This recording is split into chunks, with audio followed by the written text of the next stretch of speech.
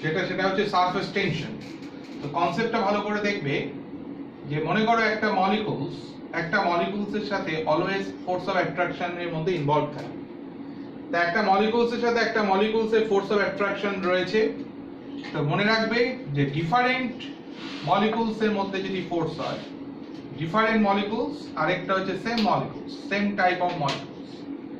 তা different molecules আরেকটা হচ্ছে সেম মলিকুলস। তাহলে মনে রাখবে যে ডিফারেন্ট মলিকুলস এর মধ্যে যদি ফোর্স অফ অ্যাট্রাকশন কাজ করে, ডিফারেন্ট মলিকুলস এর মধ্যে যদি ফোর্স অফ অ্যাট্রাকশন কাজ করে, তাহলে সেই ফোর্স অফ অ্যাট্রাকশনটা হচ্ছে তোমার অ্যাডহেসিভ ফোর্স। তাহলে অ্যাডহেসিভ ফোর্স। আর সেম মলিকুলস এর মধ্যে যে ফোর্স অফ অ্যাট্রাকশন কাজ করবে, সেম মলিকুলস এর মধ্যে যে ফোর্স অফ অ্যাট্রাকশন কাজ করবে, সেই ফোর্স অফ অ্যাট্রাকশনটাকে আমরা কি বলবো? Cohesive force. তাহলে একটা হচ্ছে সেম মলিকুলস আর একটা ডিফারেন্ট মলিকুলস। ডিফারেন্ট মলিকুলস এর মধ্যে যে ফোর্স অফ অ্যাট্রাকশন কাজ করবে অ্যাডহেসিভ ফোর্স, সেম মলিকুলস এর মধ্যে যে ফোর্স অফ অ্যাট্রাকশন কাজ করবে কোহেসিভ ফোর্স। প্রশ্ন হচ্ছে এই যে ফোর্স অফ অ্যাট্রাকশন ডেফিনেটলি ডিসটেন্সের সাথে কি হচ্ছে? Inversely proportional. তাহলে একটা সাডেন ডিসটেন্সের পর এই ফোর্সের ভ্যালুটা ডেফিনেটলি আমরা ধরে নিচ্ছি টেন্ডস টু 0। তাহলে এখানে একটা সাডেন ডিসটেন্সের পর এই ফোর্সের ভ্যালুটা তোমার কি দাঁড়াবে? এই ফোর্সের যে ভ্যালুটা তুমি দাঁড়াবে টেন্ডস টু 0। কথাটা ক্লিয়ার? সাডেন ডিসটেন্সের পর এই ফোর্সের ভ্যালুটা তোমার কি দাঁড়াবে? Tends to 0। তাহলে যতটা ডিসটেন্স অবধি ফোর্সটা কাজ করবে তাকে সেন্টারাইজড করে, যে সেন্টারে মলিকুলস আছে তার যতটা ডিসটেন্স অবধি ফোর্স কাজ করবে সেই ফোর্সকে সেন্টারাইজড করে তুমি এই যতটা ডিসটেন্স অবধি ফোর্সটা কাজ করবে সেই ডিসটেন্সকে রেডিয়াস করে, এই ডিসটেন্সটাকে যতটা ডিসটেন্স অবধি ফোর্স কাজ করবে এই ডিসটেন্সটাকে রেডিয়াস করে তুমি যে স্ফিয়ারটা ড্র করলে এই স্ফিয়ারটাকে আমরা কি বলে মেনশন করব? Sphere of influence. তাহলে স্ফিয়ার অফ ইনফ্লুয়েন্স কথাটা ভালো করে বোঝার চেষ্টা করবে। একটা মলিকুলসের সাথে একটা মলিকুলসের ফোর্স কাজ করছে, যতটা ডিসটেন্স অফ দি ফোর্স কাজ করবে তারপরে এই ফোর্সের ভ্যালু টেন্ডস টু 0। যতটা ডিসটেন্স অফ দি ফোর্স কাজ করছে তাকে রেডিয়াস করে তুমি যে স্ফিয়ারটা ড্র করলে তাকে আমরা নাম দিচ্ছি কি? Sphere of influence. এই কথাটার মানেটা কি? মানেটা হচ্ছে এই স্ফিয়ার অফ ইনফ্লুয়েন্সের মধ্যে যে মলিকুলস আসবে ওর তার উপর ডেফিনেটলি ফোর্স কাজ করবে। এই স্ফিয়ার অফ ইনফ্লুয়েন্সের মধ্যে যে মলিকুলস আসবে ওর তার উপর একটা ফোর্স কাজ করবে। এই স্ফিয়ার অফ ইনফ্লুয়েন্সের মধ্যে যে মলিকুলস আসবে ওর তার উপর একটা ফোর্স কাজ করবে। কথাটা বুঝতে পেরেছো? একটা ডিফারেন্ট মলিকুলস এর মধ্যে ফোর্স কাজ করবে, একটা সেম মলিকুলস এর মধ্যে ফোর্স কাজ করবে। ডিফারেন্ট মলিকুলস এর মধ্যে ফোর্সকে কি বলবো? Adhesive force. আর সেম মলিকুলস এর মধ্যে যে ফোর্সটা কাজ করবে সেই ফোর্সটাকে আমরা কি বলবো? Cohesive force. কথাটা ক্লিয়ার? এবার আমরা সারফেস টেনশনটা অ্যাকচুয়ালি কিভাবে জেনারেট করছে সেই সম্বন্ধে আমরা ফিজিক্সটা ডিসকাস করব। তাহলে আমরা এতক্ষণে যেটা বুঝে গেছি যে অ্যাডহেসিভ ফোর্স আর কোহেসিভ ফোর্সটা কি, স্ফিয়ার অফ ইনফ্লুয়েন্সটা কি। তো ধরো আমি একটা কন্টেনার নিয়েছি, কথাটা ভালো করে বোঝার চেষ্টা করব। আমি একটা কন্টেনার নিয়েছি, এই কন্টেনারের মধ্যে লিকুইডটা রয়েছে। আমি যে কন্টেনারটা নিয়েছি কন্টেনারের মধ্যে কে রয়েছে? লিকুইডটা রাখা আছে। কথাটা ক্লিয়ার? এখানে একটা কন্টেনার রয়েছে, কন্টেনারের মধ্যে কে রয়েছে? লিকুইডটা রয়েছে। ওকে, তো এই হচ্ছে কন্টেনার, কন্টেনারের মধ্যে লিকুইডটা রয়েছে এবং তিনটে পজিশনে তিনটে লিকুইড মলিকুলসটা নিয়েছি। একটা কোথায় নিয়েছি? আপার সারফেসে। আরেকটা কোথায় নিয়েছি? Near to the upper surface. একটা আপার সারফেস, একটা নিয়ার টু আপার সারফেস, আরেকটা কোথায় নিয়েছি? লোয়ার সারফেসে। অর্থাৎ তিনটে পজিশনে তিনটে লিকুইড মলিকুলস নিয়েছি। একটা আপার সারফেস, একটা নিয়ার টু আপার সারফেস, আরেকটা হচ্ছে লোয়ার সারফেস। তাহলে আপার সারফেসে যে লিকুইড মলিকুলস রয়েছে তাকে সেন্টারাইজড করে আমি যেটা ড্র করলাম সেটা হচ্ছে sphere of influence. Clear? Near to the upper সারফেসে যে লিকুইড মলিকুলস আছে তাকে সেন্টারাইজড করে যে স্ফিয়ার ড্র করলাম তাকে আমরা কি বলে মেনশন করছি? Sphere of influence. কথাটা ক্লিয়ার?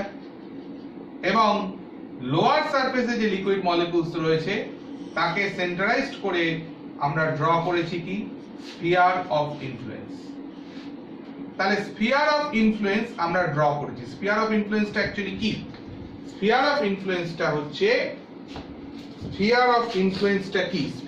ইনফ্লুয়েন্সটা হচ্ছে যতটা ডিসটেন্স অবধি ফোর্সটা কাজ করবে সেই ডিসটেন্সটাকে রেডিয়াস করে আমরা যে স্ফিয়ার গুলো ড্র করেছি সেই স্ফিয়ার অফ ইনফ্লুয়েন্স, এবং আমরা তিনটে পজিশনে তিনটে লিকুইড মলিকুলস কে নিয়েছি। একটা আপার সারফেস, একটা near to the upper surface, আরেকটা হচ্ছে তোমার লোয়ার সারফেস। একটা আপার সারফেস, একটা near to the upper surface এবং আরেকটি হচ্ছে লোয়ার সারফেস। তিনটে পজিশনে তিনটে লিকুইড মলিকুলস কে আমরা এখানে নিয়ে নিয়েছি। ওকে, এবার তিনজনকে আমি খুব ভালো করে অবজার্ভ করব।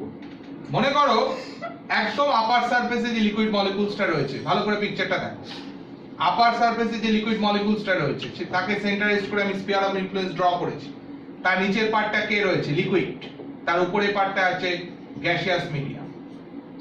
তাহলে এই মলিকুলসের থেকে ইকুয়াল ডিসটেন্সে কে রয়েছে? একটা লিকুইড মলিকুলস। এর থেকে ইকুয়াল ডিসটেন্সে কে রয়েছে? একটা গ্যাসিয়াস মলিকুল।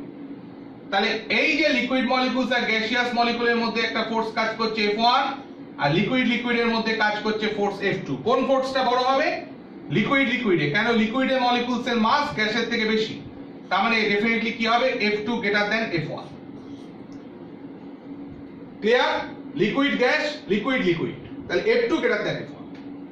কিন্তু যদি আমি সি মলিকুলসটাকে অবজার্ভ করি, যেটা একদম লিকুইডের ভিতরে রয়েছে, সি মলিকুলসটা, তার থেকে ইকুয়াল ডিসটেন্স দূরে একটা লিকুইড মলিকুলস, তার থেকে ইকুয়াল ডিসটেন্স দূরে একটা লিকুইড মলিকুলস, তার থেকে ইকুয়াল ডিসটেন্স দূরে একটা লিকুইড মলিকুলস, তার থেকে ইকুয়াল ডিসটেন্সে একটা লিকুইড মলিকুলস, তার থেকে ইকুয়াল ডিসটেন্সে লিকুইড মলিকুলস। তাতে কি হচ্ছে? রেজাল্টেন্ট ফোর্স তাহলে কত হবে? রেজাল্টেন্ট ফোর্স যেটা হবে সেটা হচ্ছে 0। তাহলে সি মলিকুলস কে সেন্টারাইজড করে যে স্ফিয়ার অফ ইনফ্লুয়েন্স ড্র করলাম তার টোটাল রেজাল্টেন্ট ফোর্স হচ্ছে 0। কিন্তু upper surface or near to the upper surface যে লিকুইড মলিকুলস গুলো রয়েছে তার কিছুটা পোরশন কিসে রয়েছে? অন্য মিডিয়াম মানে গ্যাসিয়াস মিডিয়ামের মধ্যে রয়েছে। তাহলে অন্য একটা মিডিয়াম বা গ্যাসিয়াস মিডিয়ামে থাকার জন্য কি হচ্ছে? একটা রেজাল্টেন্ট ফোর্স সব সময় কাজ করবে ডাউনওয়ার্ডস। কার জন্য? কোন মলিকুলসের জন্য? কোন লিকুইড মলিকুলসের জন্য আমরা দেখতে পাবো? কোন লিকুইড মলিকুলসের জন্য? কোন লিকুইড মলিকুলস? একটা হচ্ছে upper surface or near to the upper surface। তাহলে upper surface or near to the upper surface যে লিকুইড মলিকুলস গুলো রয়েছে, upper surface or near to the upper surface যে লিকুইড মলিকুলস গুলো রয়েছে তাদের ক্ষেত্রে রেজাল্টেন্ট ফোর্স হচ্ছে ডাউনওয়ার্ডস। তাহলে force due to surface tension, ভালো করে বোঝার চেষ্টা করবে। Force due to surface tension কোন দিকে কাজ করছে? Capital F। কোন দিকে কাজ করছে? ডাউনওয়ার্ডস। তাহলে আপার সারফেস আর near to the upper surface যে লিকুইড মলিকুলস গুলো রয়েছে তাতে সারফেস টেনশনাল ফোর্স কোন দিকে অ্যাক্ট করছে? ডাউনওয়ার্ডস। কেন এদের ক্ষেত্রে সারফেস টেনশনাল ফোর্স তৈরি হলো? কারণ এদের ক্ষেত্রে সারফেস টেনশনাল ফোর্স তৈরি হওয়ার একটাই কারণটা হচ্ছে এদের স্ফিয়ার অফ ইনফ্লুয়েন্সে কিছুটা পোরশন অন্য একটা মিডিয়ামের মধ্যে ঢুকে গেছে। তুমি যদি সি মলিকুলস কে ফলো করো তার টোটালটাই স্ফিয়ার অফ ইনফ্লুয়েন্স লিকুইডের মধ্যে আছে, তাই তার রেজাল্টেন্ট ফোর্স হচ্ছে 0। এইবার এই যে সারফেস টেনশনাল ফোর্স ডাউনওয়ার্ডস কাজ করছে তার সঙ্গে পারপেন্ডিকুলার ডাইরেকশনে তুমি একটা লাইন ড্র করো, এই লাইনটার লেন্থ হচ্ছে L। কথাটা ক্লিয়ার? তাহলে সারফেস টেনশন বলতে কি বোঝায়? Surface tension capital T equals to কত? F/L। তাহলে L লেন্থের মধ্যে টোটাল ফোর্স কাজ করছে কত? F। তাহলে surface tension T equals to F/L এবং ডাইমেনশন কি হবে? mL0 T to the power -2। Clear? এটা হচ্ছে সারফেস টেনশনের ডাইমেনশন। ইউনিট কি হবে? সারফেস টেনশনের ইউনিট যেটা দাঁড়াবে সেটা হচ্ছে newton per metre or dyne per centimetre. এটা হচ্ছে সারফেস টেনশনের unit, newton per metre or dyne per centimetre. তাহলে এইটা হচ্ছে সারফেস টেনশন। সারফেস টেনশন ওয়ার্ডটার মধ্যে দেখো সারফেসে যে লিকুইড মলিকুলস গুলো আছে তার মধ্যে যে টেনশনটা কাজ করছে that is the surface tension. কোন দিকে অ্যাক্টিভ? ডাউনওয়ার্ডস কাজ করছে। কতটা আশা করি বোঝাতে পেরেছি। এবারে দেখো যে পয়েন্টটা আমরা ডিসকাস করব সেই পয়েন্টটা হচ্ছে এই রকম ভালো করে জায়গাটাকে বুঝবে, সেটা হচ্ছে তুমি একটা কন্টেনার নিয়েছো, এই কন্টেনারের মধ্যে লিকুইড মলিকুলস এনে রেখেছো। তুমি একটা কন্টেনার নিয়েছো এবং এই কন্টেনারের মধ্যে লিকুইড মলিকুলস রয়েছে।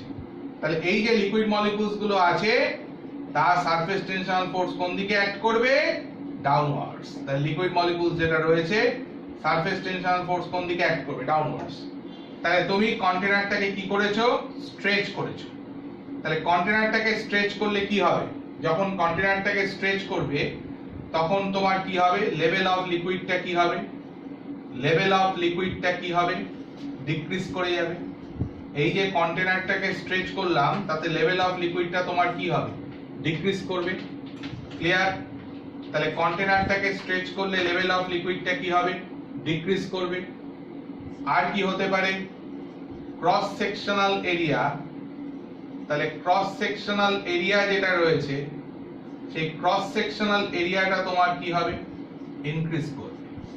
তাহলে লেভেল অফ লিকুইডটা ডিক্রিজ করবে আর ক্রস সেকশনাল এরিয়াটা কি হবে? ইনক্রিজ করবে। তাতে কি হচ্ছে? নতুন যে জোনটা তৈরি হলো তাতে লোয়ার সারফেস থেকে লিকুইড মলিকুলস গুলো কোন দিকে আসছে? আপার সারফেসে আসছে। তাহলে আজকে কন্টেনারটাকে স্ট্রেচ করলে লেভেল অফ লিকুইড ডিক্রিজ করবে, ক্রস সেকশনাল এরিয়া ইনক্রিজ করবে এবং তাতে কি হবে? Lower liquid molecules of the lower surface, liquid molecules of lower surface, কথাটা ভালো করে বুঝবে, liquid molecules of the lower surface সেটা ট্রান্সফার করবে কোথায়?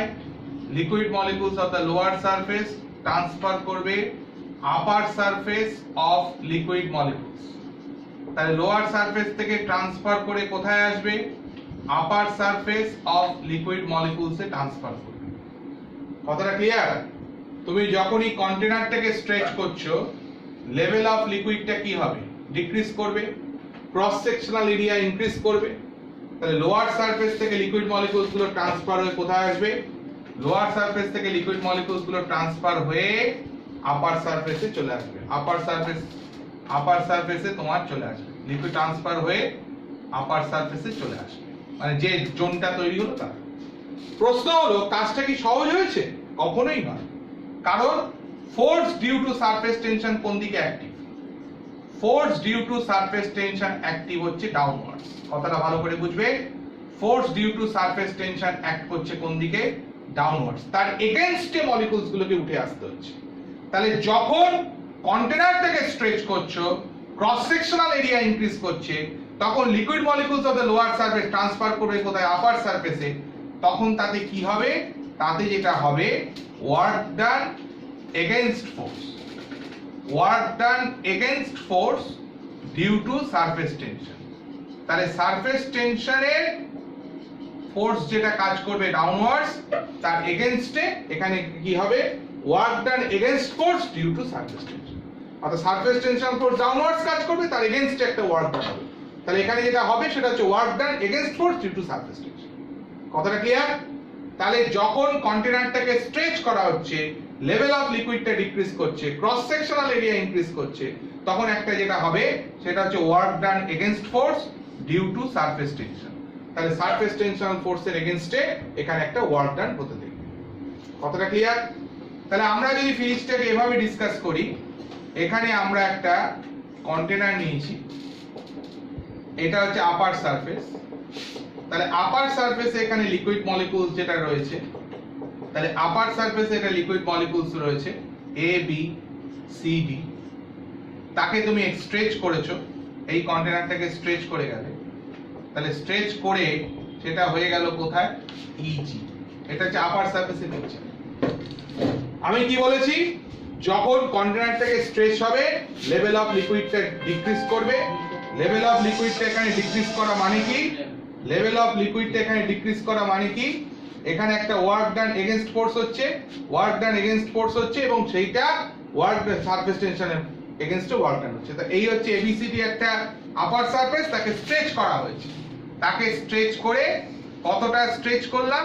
এই ডিসটেন্সটা মনে করো এক্স ডিসটেন্স স্ট্রেচ হয়েছে, আপার সারফেসটা স্ট্রেচ হচ্ছে। এবং লোয়ার সারফেস থেকে লিকুইড মলিকিউলস গুলো উঠতে গিয়ে এই ওয়ার্ক ডান হচ্ছে, কারণ সারফেস টেনশনাল ফোর্স ডাউনওয়ার্ডস, তাকে সবসময় নামিয়ে দিতে চাইছে, তার এগেইনস্টে সে উঠছে। তাহলে সারফেস টেনশনাল ফোর্স কোন দিয়ে কাজ করছে? ক্যাপিটাল এফ নিচের দিকে কাজ করছে। তাহলে আমরা এখান থেকে এইটুকু লেন্থ হচ্ছে ধরে নাও এল। তাহলে আমরা পরিষ্কার surface tension capital T equals to কি লিখতে পারি? F by L. তাহলে এফ ইকুয়ালস টু যেটা দাঁড়াবে টি ইনটু এল। তাহলে এখানে ওয়ার্ক ডান যেটা দাঁড়াচ্ছে সেটা হচ্ছে এফ ইনটু এক্স। তাহলে T F equals to T into L into X. তাহলে এল ইনটু এক্স মানে হচ্ছে increase in area, del A. কথাটা বোঝা গেছে? ডেল এটা হচ্ছে কত? Increase in area. তাহলে আজকে work done against force due to surface টেনশনের ভ্যালু কত? সেটা হচ্ছে surface tension into increase in area. L into X করলে কি হবে? যে এরিয়াটা ইনক্রিজ করেছে তাকে বোঝাচ্ছে। তাহলে আজকে যদি ডেল এ 1 হয়ে যায়, মানে ইউনিট এরিয়া ইনক্রিজ করতে যে ওয়ার্ক ডান, তাহলে সেটা কার সাথে ইকুয়াল হবে? সারফেস টেনশনের সাথে ইকুয়াল হবে। ইউনিট এরিয়া ইনক্রিজ করতে যে ওয়ার্ক ডান সেটা কার সাথে ইকুয়াল হবে? সারফেস টেনশনের সাথে ইকুয়াল হবে। কথাটা ক্লিয়ার? এবার একটা জিনিস তুমি চিন্তা করো যে আজকে লোয়ার সারফেস থেকে লিকুইড মলিকিউলস গুলো আপার সারফেসে উঠে আসছে। কাজটা কি সহজ? মোটেই নয়, কারণ সারফেস টেনশনাল ফোর্স ডাউনওয়ার্ডস কাজ করছে। তাহলে নিশ্চয়ই এই মলিকিউলস গুলোর মধ্যে এক্সট্রা কাইনেটিক এনার্জি দরকার যাতে সে উপরে উঠে আসতে পারে। তাহলে এই এক্সট্রা কাইনেটিক এনার্জি সে কোথা থেকে অ্যাচিভ করবে? এক্সট্রা কাইনেটিক এনার্জি তার মানে লিকুইড থেকে অ্যাচিভ করবে, এবং তাতে কি হবে? টেম্পারেচার অফ লিকুইডটা তাহলে কি হবে? ডিক্রিজ করবে। টেম্পারেচার অফ লিকুইডটা তাহলে কি হবে? টেম্পারেচার অফ লিকুইডটা তাহলে কি হবে? ডিক্রিজ করে যাবে। কথাটা ক্লিয়ার কি ক্লিয়ার? লিকুইডের টেম্পারেচারটা কেন ডিক্রিজ করবে? কারণ লোয়ার সারফেস থেকে লিকুইড মলিকিউলস গুলো উঠে আসবার সময় কাইনেটিক এনার্জি সে অ্যাচিভ করে নিচ্ছে, এক্সট্রা লিকুইড থেকেই নিতে হবে তাকে, তাদের লেভেল টেম্পারেচার দ্য লিকুইড কি হবে? ডিক্রিজ করবে। সারাউন্ডিংস এর টেম্পারেচার হাই, তাহলে হাই টেম্পারেচার থেকে লো টেম্পারেচারের দিকে heat energy is added to the system. তাহলে heat energy is added to the system. তাহলে কিছুটা হিট এনার্জি সিস্টেমের মধ্যে কি হবে? অ্যাড হবে। কোন হিট এনার্জি? আরে ভাই, যখন এরিয়াটা বাড়লো, লিকুইডের টেম্পারেচার কমে গেল, তখন সারাউন্ডিংস এর টেম্পারেচার তো হাই, তাহলে সেখান থেকে হিট ফ্লো হবে লো টেম্পারেচারের দিকে, তাতে হিট এনার্জি সিস্টেমের মধ্যে অ্যাড হবে। তাহলে আমি যদি এরকম ভাবে লিখি যে surface energy per unit area, কথাটা ভালো করে বুঝবে, surface energy per unit area. তাহলে ইউনিট এরিয়া ইনক্রিজ করতে একটা ওয়ার্ক ডান হবে, সেটা হচ্ছে টি বলে লিখলাম, আর যে হিট এনার্জিটা আসবে তাকে আমরা কি বলে লিখলাম? এইচ বলে লিখলাম। তাহলে E equals to T plus H. তাহলে surface energy per unit area E equals to তাহলে কি লিখবো? T plus H. কথাটা ক্লিয়ার? এই টিটা কাকে ইন্ডিকেট করছে? Work done against force due to surface tension. আর এইচটা কাকে ইন্ডিকেট করছে? যে হিট এনার্জিটা সিস্টেমের মধ্যে অ্যাড হয়েছে তাকে বোঝাচ্ছে। এই এইচ এর ভ্যালু হচ্ছে কত? মাইনাস টিকে ইনটু ডিটি বাই ডিথিটা। টিকেটা হচ্ছে টেম্পারেচার অফ লিকুইড, বুঝতেই পারছো, Kelvin scale, temperature of liquid in Kelvin scale. আর ডিটি বাই ডিথিটা হচ্ছে temperature coefficient of surface tension. D T by d theta কি? Temperature coefficient of surface tension. D T by d theta হচ্ছে temperature coefficient of surface tension. এই সম্বন্ধে আমি কিছু কথা বলবো, ডিটি বাই ডিথিটা সম্বন্ধে, temperature coefficient of surface tension, এই সম্বন্ধে আমি কিছু কথা বলবো। টিকে হচ্ছে লিকুইডের টেম্পারেচার। তাহলে বোঝা গেল সারফেস এনার্জি কনসেপ্টটা খুব সিম্পল। এরিয়া ইনক্রিজ করালো, level of liquid, level of liquid decrease করবে, এরিয়া ইনক্রিজ করবে, নতুন যে এরিয়াটা আসছে সেটা লোয়ার রিজিয়ন থেকে লিকুইড মলিকিউলস আপার সারফেসে উঠে আসবে, কিন্তু আসবার সময় কি হবে? Surface tensional force downwards act করছে, তার এগেইনস্টে উঠে আসতে হবে। ওয়ার্ক ডান ভ্যালু কত? Surface tension into del. আর ইউনিট এরিয়া ইনক্রিজ করতে যে ওয়ার্ক ডান সেটা হচ্ছে W equals two surface tension. হলো একটা কথা। সেকেন্ড কথা হচ্ছে এরিয়া ইনক্রিজ করলে লিকুইডের টেম্পারেচার কমে যাবে, লিকুইডের টেম্পারেচার কমলে সারাউন্ডিংস থেকে হিট এনার্জি আসবে, তাহলে সেখান থেকে ইউনিট এরিয়াতে সারফেস এনার্জি কত, E equals to T plus H. এবার যে কথাটা আমি বলতে চাইছি সেই কথাটা হচ্ছে এইটা, ভালো করে দেখে নাও। ডিটি বাই ডি থিটার কথাটা যখন আসলো সেই তার প্রসঙ্গেই বলি, for liquid DT by D theta এর ভ্যালুটা হচ্ছে তোমার নেগেটিভ। লিকুইডের ক্ষেত্রে ডিটি বাই ডি থিটার ভ্যালু হচ্ছে নেগেটিভ। কেন? কারণ হচ্ছে লিকুইডের ক্ষেত্রে টেম্পারেচার ইনক্রিজ করলে, টেম্পারেচার যদি ইনক্রিজ করে তাহলে সারফেস টেনশন অফ লিকুইডটা তাহলে কি হবে, সারফেস টেনশন অফ লিকুইডটা তাহলে কি হবে, টেম্পারেচার যদি ইনক্রিজ করে সারফেস টেনশন অফ লিকুইডটা তাহলে কি হবে, ডিক্রিজ করবে। টেম্পারেচার ইনক্রিজ করলে surface tension of the liquid হচ্ছে কি, ডিক্রিজ করবে। তাহলে এখানে যেটা দেখা যাচ্ছে ওয়াই অ্যাক্সিসে তুমি কাকে দিয়েছো, সারফেস টেনশন, এক্স অ্যাক্সিসে তুমি কাকে দিয়েছো, টেম্পারেচার। তাহলে সারফেস টেনশনের সাথে টেম্পারেচারের গ্রাফ কি হবে, টেম্পারেচার ইনক্রিজ করলে সারফেস টেনশনের ভ্যালু কি হবে, ডিক্রিজ করবে, সেটা বোঝানোর জন্য এই হচ্ছে গ্রাফ। তাই যে কোনো লিকুইডের ক্ষেত্রে DT by D theta value negative, তাই d T by D theta negative হলে আলটিমেটলি এটা প্লাস হয়ে গেল, তার মানে surface energy greater than surface tension কোথায়, ইউনিট এরিয়া রেসপেক্টে। তাহলে দেখো T equals to T naught into 1 minus theta by theta c whole to the power 3/2, এই রিলেশনটা মাথায় রাখ। থিটা হচ্ছে surface tension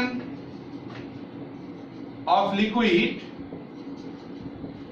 for theta degree centigrade, T0 টা হচ্ছে surface tension of liquid, surface tension of liquid for 0 degree centigrade, আর theta C টা হচ্ছে ক্রিটিক্যাল টেম্পারেচার। থিটা সি টাকে আমরা কি বলছি, ক্রিটিক্যাল টেম্পারেচার। তাহলে তুমি দেখতে পাচ্ছ থিটা যত বাড়বে সারফেস টেনশনের ভ্যালু ডিক্রিজ করবে। আর একটা ইম্পর্টেন্ট কনসেপ্ট হচ্ছে theta equals to theta C যদি হয় গিভেন কারণে যে কখন লিকুইডের টেম্পারেচার ক্রিটিক্যাল টেম্পারেচারের সাথে ইকুয়াল হয়ে যাবে তখন সারফেস টেনশনের ভ্যালু কি হয়ে যাবে, জিরো। ধরো একটা এক্সাম্পল সুন্দর দেওয়া যেতে পারে, সেটা হচ্ছে 100 ডিগ্রি সেন্টিগ্রেডের হট ওয়াটারের, 100 ডিগ্রি সেন্টিগ্রেডের হট ওয়াটারের সারফেস টেনশনের ভ্যালু কত, জিরো। কারণ লিকুইডে ও ওয়াটারের ক্ষেত্রে 100 ডিগ্রি সেন্টিগ্রেডটাই হচ্ছে ক্রিটিক্যাল টেম্পারেচার। তাহলে ক্রিটিক্যাল টেম্পারেচারে সারফেস টেনশনের ভ্যালু লিকুইডের ক্ষেত্রে কত হবে, জিরো।